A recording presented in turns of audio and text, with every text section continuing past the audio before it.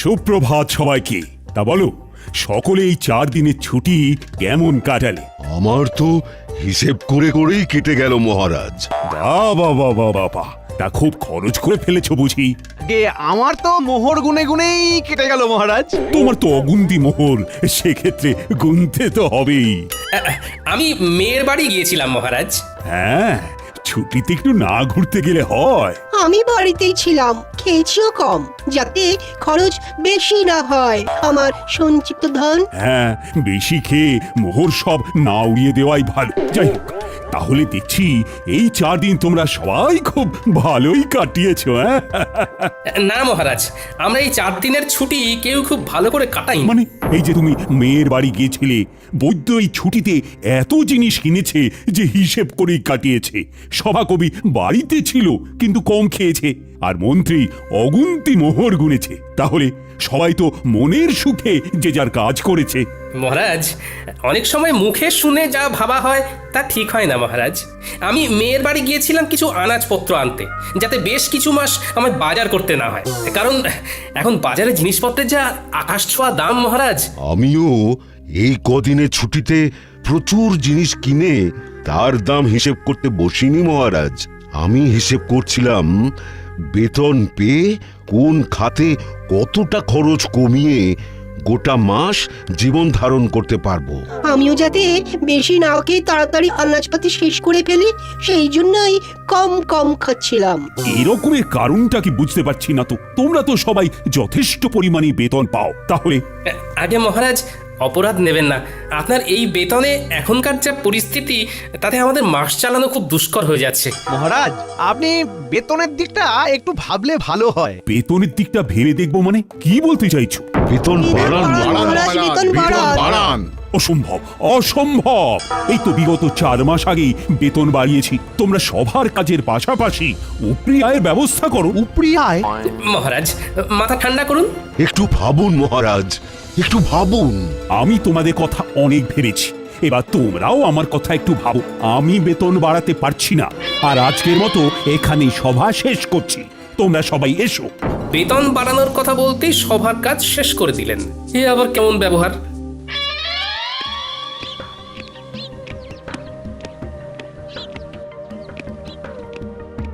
একি মহারাজ, আপনি এখন এই অসময়ে? হ্যাঁ, চলে এলাম আর কি। সবাই একটু গন্ডগোল হয়েছে। তারা বেতন বাড়াতে বলছে রানী। যা বেতন পাচ্ছে তাতে নাকি জিনিসপত্রের বাজারে যা আকাশ ছোঁয়া দাম, তাতে হচ্ছে না। আপনি কি বলেছেন শুনি? আমি বলে দিয়েছি বেতন বাড়ানো এখন অসম্ভব। আমি ওদেরকে বলেছি উপরি আয়ের ব্যবস্থা করতে। সে কথা শুনে সবাই কি বললেন? সবাই আকাশ থেকে পড়লো। একটা কাজ করুন না মহারাজ, আপনার পশ্চিম দিকের যে মাঠটা রয়েছে সেইখানেই ওদের জন্য কিছু ব্যবস্থা করে দিন না। তা তোমার কথাটা মাথায় থাকলো, তবে 2 দিন বাদে বলবো। আগে দেখি ওরা কে কি করে। বেশ। গিন্নি, ও গিন্নি। বলো। এ কি গো গিন্নি, তুমি শুয়ে আছো? শরীর খুব খারাপ নাকি? দেখি দেখি। হেমা, তোমার গা তো জ্বরে পুড়ে যাচ্ছে। কিছু খাওনি নাকি? আমি উঠতে পারছি না। আজকে রান্নাটা যে কি করে করব বুঝতে পারছি না গো। হ্যাঁ, রান্না নিয়ে কিছু ভেবো না, ও আমি করে নিচ্ছি। তুমি শুধু চুপটি করে শুয়ে থাকো দেখি। না, সে কি করে হয়? তোমার এসব রাধা বাড়া অভ্যেস নেই। আরে তোমারও কি জন্ম থেকেই স্বামীর সাথে ঘর করার অভ্যেস ছিল? হ্যাঁ, সেই তো আমার সাথে বিয়ের পরে অভ্যেসটা হয়েছে। আমার কথা আলাদা, আমি মেয়ে মানুষ। বারে বা, বেটা ছেলে বলে কি রান্নার অভ্যেস তা আবার কদিনের জন্য হবে না? এইসব একদম বাজে কথা গিন্নি। তাও আমার খারাপ লাগবে। তুমি এখন থামো তো গিন্নি। শোনো, আমি এই কদিন রাঁধবো, আর তুমি শুধু গ্যাট হয়ে খাটের উপর বসে খাবে, বিশ্রাম নেবে। তুমি শুধু আমি রান্নাটা কেমন করি সেটা দেখো।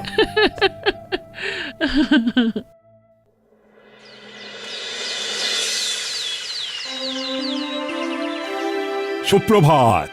আশা করি সবাই ভালো আছো। কালকে যা হলো তারপর কি আর ভালো থাকা যায় মহারাজ? দেখো, আমি তোমাদেরকে যা বলার বলেই দিয়েছি। এই যাবৎকাল তোমাদের যখনই যা অসুবিধে হয়েছে আমি পাশে ছিলাম, এখনো আমি পাশে থাকবো।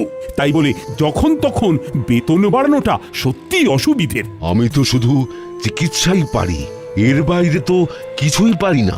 তাই তাই কিভাবে যে উপরি হায় হবে অন্য কিছু করে সেইটাই মাথায় আসছে না। মহারাজ যদি একটু উপায় বলে দেন। সেই আমাকেই উপায় বলতে হবে? আচ্ছা, দেখছি।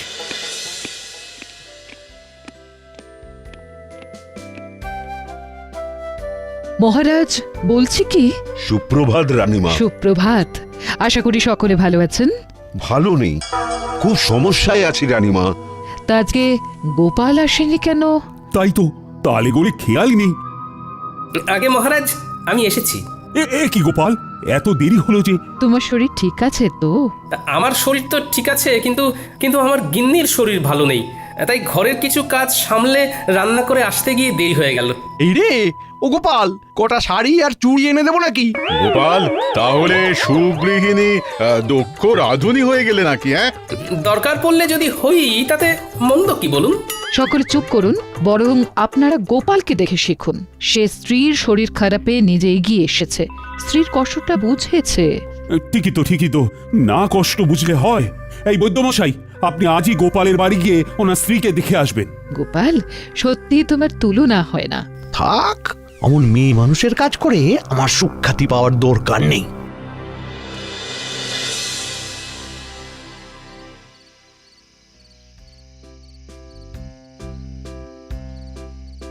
কি ব্যাপার রানী, এমন উদাস ভাবে বারান্দায় দাঁড়িয়ে?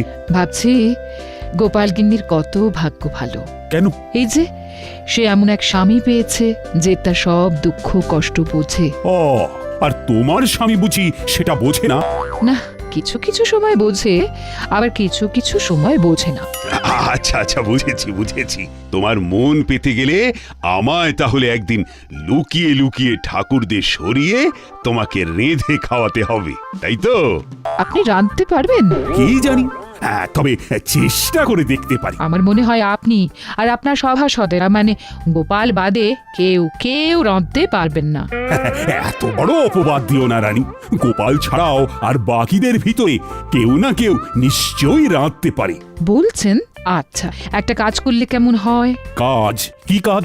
আপনাকে ওই দিন বলছিলাম না, আপনার পশ্চিম দিকের মাঠটায় ওদের কিছু একটা উপরি আয়ের জন্য ব্যবস্থা করে দিন। হ্যাঁ, তার সাথে এর কি সম্পর্ক?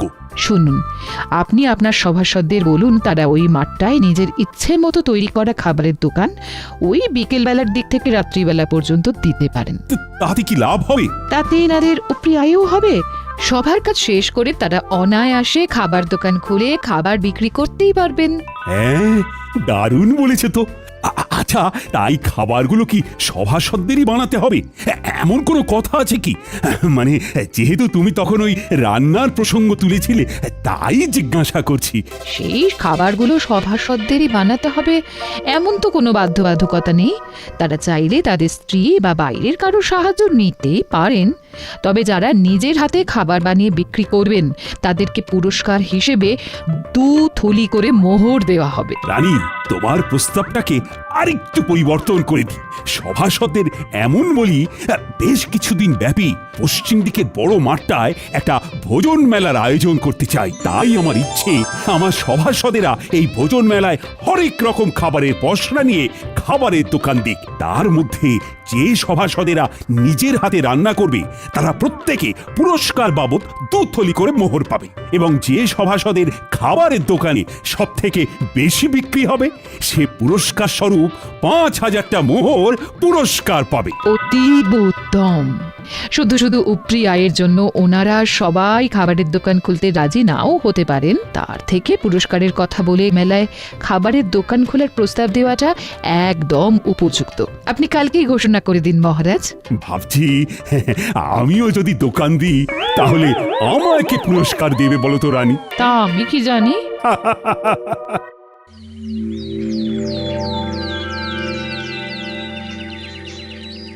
হ্যাঁ, তোমাদের সকলকে আজ একটু তাড়াতাড়ি ডাকার পিছনে আমার একটা বিশেষ উদ্দেশ্য আছে। কি উদ্দেশ্য মহারাজ? মহারাজ আমি তোমাদের সকলের উপরি আয়ের জন্য একটা পদ ভেবেছি।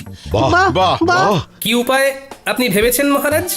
আমি আমার পশ্চিমের মাঠটায় একটা ভোজন মেলার আয়োজন করতে চাই। সে অতীব ভালো, কিন্তু মেলায় গেলে তো খাবার কিনতে কিনতেই প্রচুর খরচ হয়ে যাবে। তাহলে এভাবে আমাদের উপরি আয় হবে কি করে মহারাজ? নিজের দোকান থেকে খেলে ব্যয় হবে না মন্ত্রী। নিজের দোকান মানে? আপনি কি ওই মেলায় আমাদের দোকান দিতে বলছেন মহারাজ? একদম ঠিক।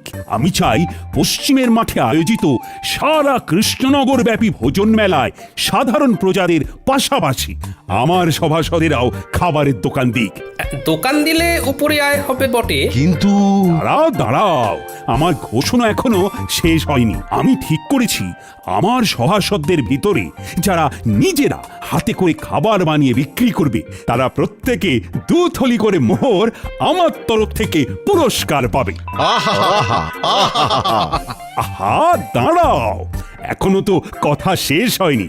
আর যে সভাসদদের দোকানে সব থেকে বেশি বিক্রি হবে সে আমার তরফ থেকে পুরস্কার বাবদ 5,000 মোহর পাবে। তার মানে খাবার বেশি বিক্রি করতে পারলে 5,000 মোহর পুরস্কার, আর নিজের হাতে খাবার বানাতে পারলে 2 থলি মোহর পুরস্কার। আবার নিজে খাবার না বানাতে পারলেও অন্য কারুর সাহায্য নিয়ে উপরি আয়ের জন্য দোকান দেওয়া যাবে, তাই তো মহারাজ? একদম।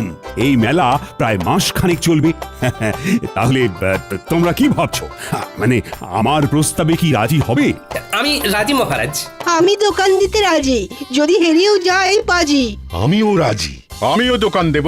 মহারাজ, দোকান না দিয়ে সবার দোকানের খাবার চেখে দেখার জন্য কোনো পুরস্কার নেই না? মন্ত্রী মানে মহারাজ, আমিও সবার মতো দোকান দেব তাহলে। বেশ, তাহলে সবাই প্রস্তুত হয়ে নাও।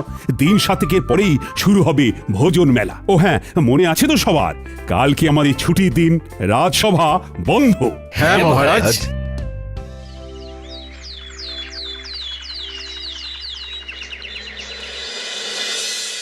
গিন্নি, ও গিন্নি, আরে ও গিন্নি, শোনো না। হ্যাঁ, তাহলে তাহলে তুমি বলছো আমি বেশ ভালো করেই জিলিপি, অমৃতি, গজা এসব বানাতে পারবো না? হ্যাঁ, খুব খুব ভালো করে পারবে। তা আমার প্রতি তোমার এত আত্মবিশ্বাসের কারণ কি? আরে বাবা, জিলিপি অমৃতি বানাতে গেলে শুধু ময়দার মিশ্রণটা এই টকবকে গরম তেলের ভিতরে ভালো করে প্যাঁচ দিয়ে গোল গোল আকৃতি করে পাক দিলেই তৈরি হয়ে যায়। আর এই প্যাঁচ দেওয়ার ব্যাপারে কৃষ্ণনগরে তোমার মতো পারদর্শী আর কেউ আছে বলে তো আমার মনে হয় না। ঠিক বলেছ। তোমারও যা পেঁচালো মন, সেই মনের প্যাঁচের মতো আমায়ও যা সুন্দর করে তুমি জিলিপি অমৃতি বানাতে শেখাবে, আহা আহা, তারপর আমার পূর্ব অভিজ্ঞতা তো আছেই। যাকে যাক, এই চলো শুরু করে, চলো চলো।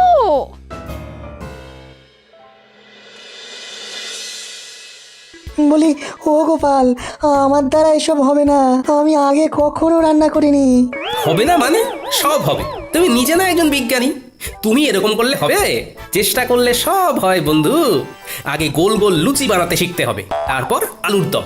গিন্নির থেকে সব জেনে এসেছি। এর থেকে সূত্র বা কোনো যন্ত্র আবিষ্কার করা অনেক সহজ। মেলা বেলা হয়ে যাচ্ছে বন্ধু। ইস, এরকম যদি কোনো যন্ত্র থাকতো যার দ্বারা আপনা আপনি খাবার হয়ে যেত।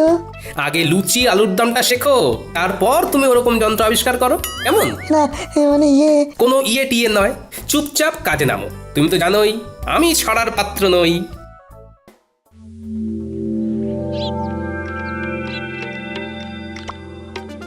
কি হে বন্ধু, কি খবর? বিজ্ঞানী কি রান্না করেছে জব্বর? শিখিয়ে তো এলাম তাকে, একদম ফল পাওয়া যাবে ভোজন মেলায় হাতে নাতে। আহা, কি দারুণ ছন্দ! দেখো তো কেমন বেরোচ্ছে ঘুগনির গন্ধ। কি দারুণ গন্ধ! তা সভাকবি, তুমি কি রাঁধতে পারো? হ্যাঁ, আমি রাঁধতে পারি, তাতে নেই কোনো সংশয়। সেই জন্যেই মেলায় বিকাবো ঘুগনি ও মুড়ি মহাশয়। সাবাস বন্ধু, সাবাস। তা তুমি কি বেচবে গোপাল? ঠিক করেছো কি ঘুম থেকে উঠে সকাল সকাল? না বন্ধু, কিছু ঠিক করিনি এখনো, দেখি কি বিক্রি করি। হ্যাঁ, তাড়াতাড়ি ঠিক করে ফেলো, কারণ খুব তাড়াতাড়ি দিন যে ঘনিয়ে এলো। গোপাল, ভেবেছি চপের দোকান দেব, কিন্তু বেসন গুলতে গিয়েই তো কাল ঘাম ছুটছে। আপনার এই দুই হাতে নিজে এত পাচন গুলেছেন, আর এখন বেসন গুলতে গিয়ে নাকানি চোখানি খেলে হবে? আমার ভয় করছে গোপাল। দেখি তো, আমার সামনে আপনি গুলতে বসুন, কেমন ভয় লাগে আপনার দেখি। গোপাল, তুমি পারো বটে। একবার হাঁক দিলাম আর তুমি সাহায্য করতে চলে এলে। বৈদ্যমশাই, আমরা একই রাজ্যের লোক, তাই বিপদে ডাক শুনেও মুখ ঘুরিয়ে না শোনার ভান করে বসে থাকলে হবে?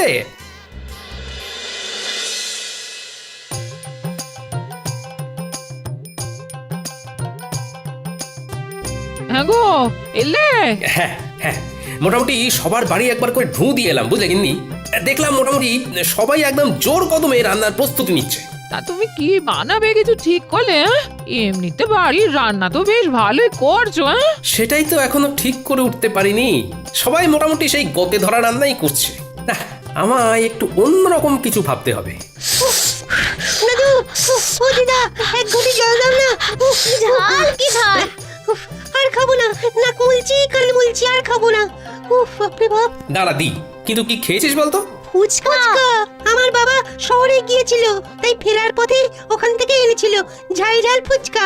জানো তো দাদু, এখানকার কেউই ফুচকার তেমন নাম শোনেনি। গিন্নি, ও গিন্নি, ফুচকার দোকান দিলে কেমন হয়? খুবই ভালো হয়। সেইবারে খুকির বাড়িতে গিয়ে খেলাম, শহর থেকে জামাই এনেছিল, অসাধারণ।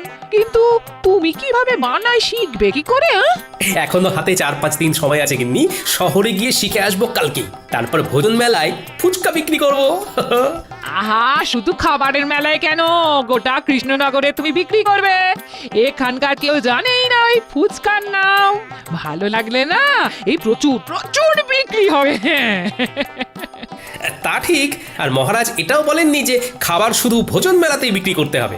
আমি কিছুক্ষণ দোকানে থেকে ফুচকা তৈরি করে ঠেলা গাড়ি নিয়ে ফুচকা বিকোতে বেরিয়ে যাব। তারপর তুমি আর ন্যাপলা, পুঁটি, গুলটে দোকান সামলাবে। দাদু, তুমি চিন্তা করো না, আমরা সব সামলে দেব। দারুণ দারুণ জিনিস খাওয়ালে গোপাল, অপূর্ব স্বাদ। পুরটা খাসাও মেখেছো গোপাল। শুভেচ্ছা বন্ধু, একদম অন্য ধরনের জিনিস খাওয়ানোর জন্য। আর অসংখ্য ধন্যবাদ আমাকে লুচি আলুর দম শিখিয়ে দেওয়ার জন্য। আরে ধুর, কি যে বলো, তা বিক্রি কেমন হচ্ছে? আমার দোকানেও মন্দ নয়। আমার দোকানেও তোমার কল্যাণে বেশ ভালোই বিক্রি হচ্ছে। বাহ, শুনে ভালো লাগলো। হ্যাঁ গো, আর দেরি করো না, দেরি করো না, ফুচকার ঠেলাটা নিয়ে গুলটিকে সঙ্গে করে নিয়ে রওনা দাও, আমরা দোকান সামলে নিচ্ছি। হ্যাঁ, ঠিক বলেছো গিন্নি। এই গুলটে, চল চল চল। ফুচকা নেবে গো, ফুচকা, ফুচকা নেবে গো, ফুচকা। ভোজন মেলায় গোপালের বিখ্যাত ফুচকা। এক মোহরে 7টা, খেয়ে যাও খেয়ে যাও, এক মোহরে 7টা। ফুচকা নেবে গো। ফুচকাটা আবার কি? হ্যাঁ হ্যাঁ, আমি বুঝেছি বুঝেছি, ফুচকা কি, তাও আবার খাবারের মেলায় গোপালের বিখ্যাত ফুচকা। চল চল চল, খেয়ে দেখবি, চল, বাকি দুটো ডাক। একটু ভালো খেতে, ভালো খেতে, আরো দিন আরো দিন, আমায় ফুচকা দিন। দাদু, মন বলছে এই এক ঠেলা গাড়ি ফুচকা না নিমেষেই শেষ হয়ে যাবে। দেখে নিও দাদু, তুমি হবে সেরা বিক্রেতা। দূর পাগলা, সেরা বিক্রেতা না, সর্বোচ্চ বিক্রেতা। দুটো একসাথে বললেও কিন্তু মন্দ লাগবে না।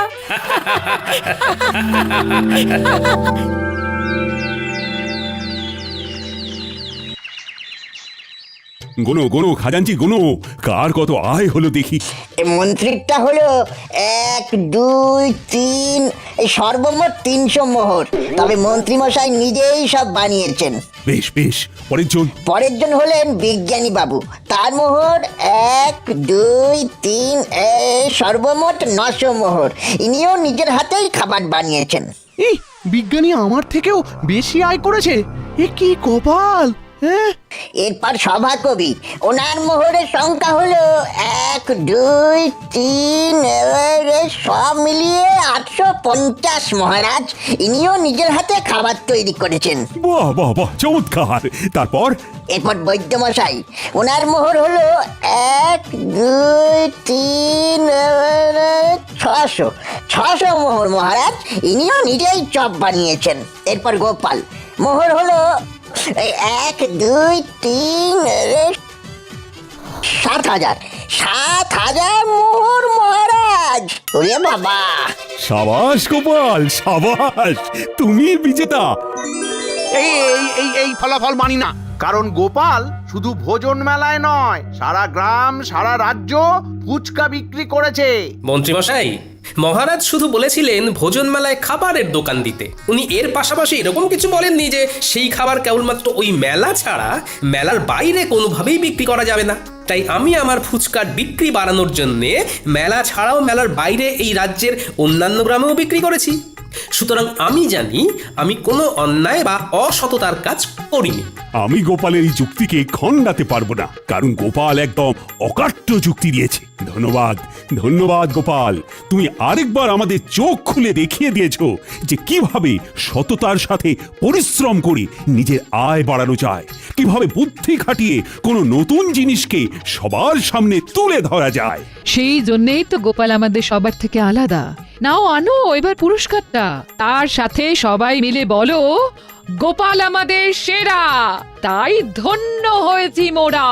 গোপাল আমাদের সেরা, তাই ধন্য হয়েছি মোরা।